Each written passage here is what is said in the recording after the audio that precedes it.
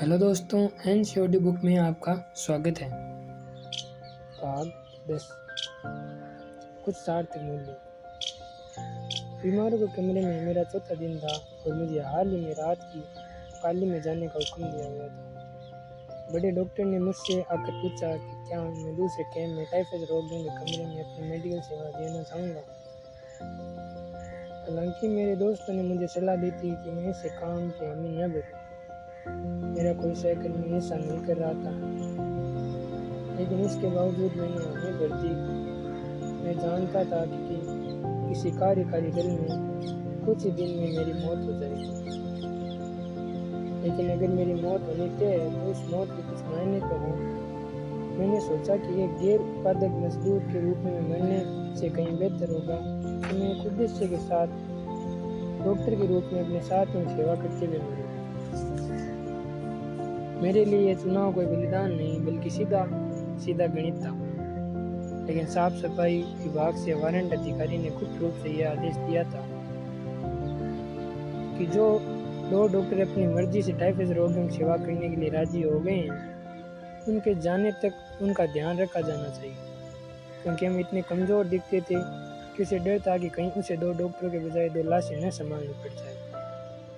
मैंने पहले भी बताया कि जो भी काम स्वयं को या अपने करीबी दोस्तों को जीवित रखने से नहीं जुड़ा होता था, वह बहुत जल्द अपना अर्थ खो देता था। सब कुछ यहीं आकर बलिदान हो जाता था। इसमें मनुष्य का चरित्र इस हद तक शामिल हो जाता कि वह एक मानसिक जंग से गिर जाता, जो उसके सारे मूल्यों के लिए एक खतरा बन जाती और उसे संदेह के घेरे में खड़ा कर देती। वे अब एक ऐसी दुनिया के प्रभाव में थे जहाँ मनुष्य के जीवन और मर्यादा की कोई पहचान शेष नहीं थी, जिसने मनुष्य से उसकी इच्छा छीनकर उसे एक ऐसी वस्तु बना दिया था जिसे पूरी तरह से खत्म किया जा सकता था। हालांकि ये योजना पहले से बना ली जाती थी कि उसका पूरा प्रयोग कैसे किया जा सकता था, कैसे उसकी शारीरिक शक्ति का आखिरी अंश तक निकाला जा सकता था। इसके बाद व्यक्तिगत अहम के कोई मूल्य नहीं बचते। यदि यातना कैंप में मनुष्य अपने आत्मसम्मान को बचाने की आखिरी कोशिश में इसके खिलाफ न लड़ता, तो वह व्यक्ति और दिमाग वाला जीव होने का एहसास खो देता। उसके पास ये एहसास ही न बचता कि वह भी निजी मूल्यों और आंतरिक आज़ादी का अधिकार रख सकता है। तब वह स्वयं को लोगों के एक विशाल समूह का हिस्सा मानने लगता। उसका अस्तित्व पशुओं जैसे जीवन स्तर पर आ जाता। लोगों को झुंडों में एक से दूसरे स्थान पर आंका जाता। कई बार वे एक साथ होते तो कई बार उन्हें अलग अलग कर दिया जाता। तब वे भेड़ों के उस झुंड के समान होते जिसमें झुंड के साथ चलना या अकेले चलना उनकी मर्जी के अनुसार नहीं होता। लोगों को सताकर आनंद पाने में निपुण एक छोटा लेकिन खतरनाक दल उन पर चारों ओर से नजर रखता। वे दीवानों की तरह लोगों के झुंड को आगे पीछे हाँकते, लातों गुस्सों व चीख पुकार से बात करते, जबकि हम भेड़ें केवल 2 ही बातों के बारे में सोचती थी: उन पूरे कुत्तों से कैसे बचा जाए और कहीं से थोड़े से भोजन का जुगाड़ कैसे किया जाए। आत्मरक्षा का नियम। जिस तरह कुछ भेड़ें कायरों की तरह झुंड के बीच चलती है, उसी तरह हम में से हर कोई झुंड के बीच चलने की कोशिश करता था। इस तरह हम उन पहरेदारों के वार से खुद को बचाने में सफल हो जाते, जो हमारी टुकड़ी के आगे पीछे या किनारों पर कदमताल करते हुए साथ चलते थे। बीच में चलने वाले कैदियों को बेरहम ठंडी हवाओं से भी सुरक्षा मिल जाती। इस तरह अपनी जान बचाने के लिए हर व्यक्ति उस भीड़ का हिस्सा बनकर उसके भीतर चलना चाहता था। जब भी कोई टुकड़ी बनाई जाती तो ऐसा अपने आप ही हो जाता, लेकिन कई बार हम जानबूझकर ऐसा करते। हम चाहते थे हम आत्मरक्षा के नियम को मानकर चलें और किसी भी तरह से अपने आप को संदेह के घेरे में न आने दें। हमारा आचरण ऐसा हो कि किसी भी अधिकारी को हम पर शक न हो। भीड़ से परे होने की तलब। बेशक कई मौके ऐसे भी होते थे जब भीड़ से परे होना संभव और अनिवार्य हो जाता, ये एक जाना माना तथ्य है कि जब हम जबरन थोपे गए सामुदायिक जीवन के बीच होते हैं, जिसमें व्यक्ति के हर काम पर सामने वाला की नज़र होती है, तो उस समय चाहे थोड़े समय के लिए सही उसके मन में भीड़ से परे होने की इच्छा पैदा हो जाती है। यहाँ भी हर कैदी अपने विचारों के साथ कुछ समय अकेले में बिताने के लिए तरसता था। वह अपने लिए थोड़ी गोपनीयता और एकांत की कामना करता। जब मुझे तथाकथित आराम करने भेजा गया तो उसके बाद एक बार में 5 मिनट के संक्षिप्त से एकांत के लिए भी तरस जाता। जिस कच्ची झोंपड़ी में मैं काम करता था उसमें 50 रोगी बेसुध पड़े रहते थे। उसके पीछे कैंप को घेरने वाली कांटेनुमा तार की डोरी 4 दीवारी के कोने में एक स्थान था जहाँ कुछ खंभों व पेड़ की शाखाओं की मदद से तंबू सा बनाया गया था, जिसमें करीबन आधे दर्जन शव रखे जा सके। ये कैंप की प्रतिदिन की मृत्यु थी। वहाँ पानी के पाइपों की ओर जाते हुए एक लंबा सा पाइप भी खड़ा था।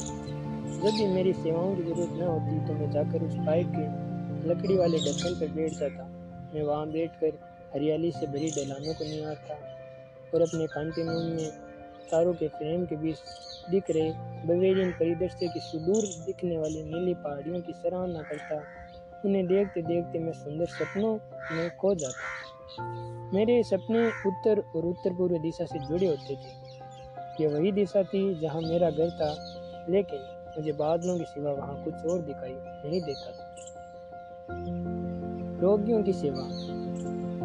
मुझे अपने पास पड़े उन शवों से कोई अंतर नहीं पड़ता था जिनमें कीड़े रेंग रहे होते थे। केवल वहां से गुजर रहे सिपाहियों की पत्राप ही मुझे मेरे ख्यालों की दुनिया से बाहर लाती। या फिर जब रोगियों में से कोई मुझे पुकारता या मरीजों के लिए दवाई लाई जाती, तब मैं अपने ख्यालों से बाहर आता था। वैसे मरीजों के लिए आता भी क्या था। 50 रोगियों की झोंपड़ी के लिए मुश्किल 5 से 10 एस्पिरिन की गोलियां, इतनी सी गोलियां से मुझे कई दिनों तक काम चलाना होता। मैं उन्हें लेकर रखता, झोंपड़ी का एक चक्कर लगाता, मरीजों की नब्ज जोड़ता, गंभीर लग रहे रोगियों को आदि को देते देता। घातक रूप से गंभीर रोगियों को किसी भी तरह की दवा देने की मनाही थी, क्योंकि एक तो उससे कोई लाभ नहीं होता था और दूसरा इस तरह उन लोगों के लिए भी दवाओं की कमी हो जाती, जिनके बचने की अभी थोड़ी आस बाकी थी। साधारण रूप से बीमार मरीजों के लिए मेरे पास दिला से सिवा कुछ नहीं था। इस तरह मैं खुद को एक दूसरे से रोगी की ओर घसीटता रहता। मैं स्वयं भी टाइफस के एक हमले के कारण बहुत ही पस्त और मरील हो चुका था। इसके बाद मैं अपने एकांत में चला जाता और लकड़ी के ढक्कन पर बैठकर ख्यालों में खो जाता। एक बार इसी पाइप ने मेरे 3 साथी कैदियों की जिंदगी बचाई थी। आज़ादी से कुछ समय पहले बहुत बड़े बड़े काफिलों को डको रवाना किया जा रहा था और इन 3 कैदियों ने दिमाग लगाया कि वे किसी तरह काफिले में शामिल होने से बच जाएं। वे पाइप के नीचे आकर छिप गए ताकि पहरेदारों की नज़र से बच सके। मैं वहीं ढक्कन पर बैठा बड़ी मासूमियत से 4 दीवार की ओर यूं ही कंकड़ उछालने का खेल खेलता रहा। मुझे देखते ही पहरेदार एक पल को हिचकिचाए, पर फिर वहां से निकल गए। जल्दी मैं उन तीनों बंदियों को ये शुभ समाचार देने में कामयाब रहा कि उनके सिर से संकट टल गया। केवल एक नहीं, किसी भी बाहरी अजनबी के लिए यह समझना बहुत कठिन होगा कि कैंप में मनुष्य के जीवन का मोल कितना कम आंका जाता था। कैंप के अधिकारी सख्त स्वभाव के थे, लेकिन जब भी रोगियों का काफिला जाने के लिए तैयार होता तो वे मानो मनुष्य के अस्तित्व के प्रति गहरे अनादर के साथ और भी सावधान हो जाते। रोगियों के दुबले हो चुके शरीरों को 2 पहिया वाहनों पर लादा जाता, जिन्हें कैदी अक्सर बर्फ के तूफानों के बीच मीलों खींचकर अगले कैंप तक ले जाते। अगर चकड़ा चलने से पहले ही किसी रोगी की जान चली जाती तो भी उसे उन्हीं अधमरे रोगियों के बीच डाल दिया जाता, क्योंकि जो भी हो, लेकिन सूची का बिल्कुल ठीक होना अनिवार्य था। केवल सूची ही सबसे ज्यादा मायने रखती थी। एक आदमी की गिनती केवल तब तक ही थी जब तक उसके पास एक कैदी नंबर था। सही मायनों में हम एक नंबर ही बन गए थे, जिंदा या मुर्दा। यह बात ज़्यादा मायने नहीं रखती थी। हर नंबर का जीवन किसी भी लिहाज से महत्वहीन ही था। उस नंबर और जीवन के पीछे छिपे भाग्य इतिहास में उस आदमी के चेहरे का जैसे कोई मोल ही नहीं था। एक डॉक्टर होने के नाते मुझे भी एक बार रोगियों के एक काफिले को बवेरिया के दूसरे कैंप में ले जाने का आदेश दिया गया। वहाँ एक युवा कैदी था जिसके भाई का नाम काफिले के साथ जाने वाले रोगियों की सूची में नहीं था और उसे वही छोड़ना पड़ रहा था। युवक ने इतनी देर तक विनती की, फिर कैंप वार्डन ने उसे किसी दूसरे आदमी के साथ बदली करने का निश्चय कर लिया। फिर उसके भाई को उस आदमी का स्थान दिलवा दिया गया जो कैंप में ही रहना चाह रहा था, क्योंकि जो भी हो सूची का सही होना बहुत आवश्यक था। ये काम आसान था। भाई ने केवल दूसरे कैदी के साथ अपने भाई का नंबर बदल दिया था। जैसा कि मैंने आपको पहले भी बताया, हमारे पास कोई दस्तावेज नहीं थे। सभी किस्मत वाले थे कि उनका शरीर अब भी सांसें ले रहा था। अपने कंकालों से लटक रही फटी चितड़ों के साथ हमें केवल ये जानने में रुचि थी कि हमें रोगियों के काफिले के साथ भेजा जा रहा है या नहीं। काफिले के साथ जा रहे असक्त रोगियों की छानबीन बड़ी बेशर्मी से की जाती कि कहीं किसी के पास कोई बेहतर सामान या कपड़ा तो नहीं जो कैंप में पीछे छूट रहे लोगों के काम आ सकता हो। देखा जाए तो उनके नसीब के ताले तो बंद ही हो जा रहे थे। जो लोग कैंप में पीछे छूट रहे थे, जो अब भी थोड़ा काम करने में सक्षम थे, वे अपने जीवित रहने के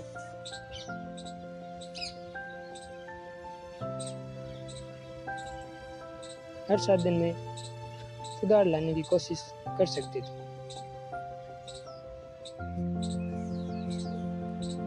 वे बहु किस्म के लोग नहीं थे। कैदी जानते थे कि सब कुछ पूरी तरह से पहरेदारों के मूड पर निर्भर करता है।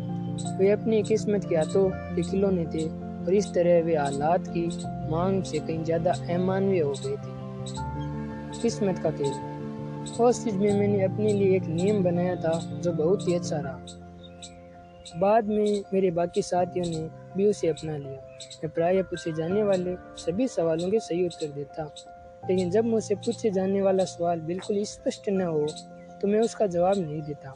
अगर मुझसे मेरी आयु पूछी जाती तो मैं अपनी आयु बता देता। अगर मुझसे मेरे व्यवसाय के बारे में पूछा जाता तो मैं कहता कि मैं डॉक्टर हूँ, लेकिन मैं कभी विस्तार से जवाब नहीं देता था। उस चीज में पहली सुबह परेड मैदान में एक अधिकारी मेरे पास आया। हम कैदियों के अलग अलग दल बनाए जा रहे थे। 40 साल से अधिक, 50 साल से कम, मानसिक श्रम करने वाले, मैकेनिक आदि। इसके बाद हमारी शारीरिक जांच हुई और फिर कुछ कैदियों के लिए एक दल बनाया गया।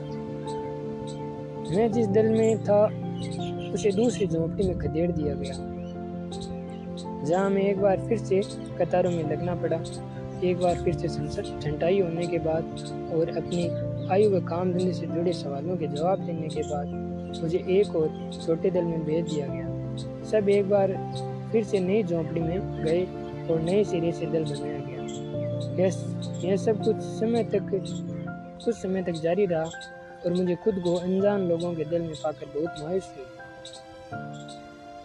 वे न जाने कौन सी विदेशी भाषा में बात कर रही थी। मुझे उनका एक शब्द भी समझ नहीं आया।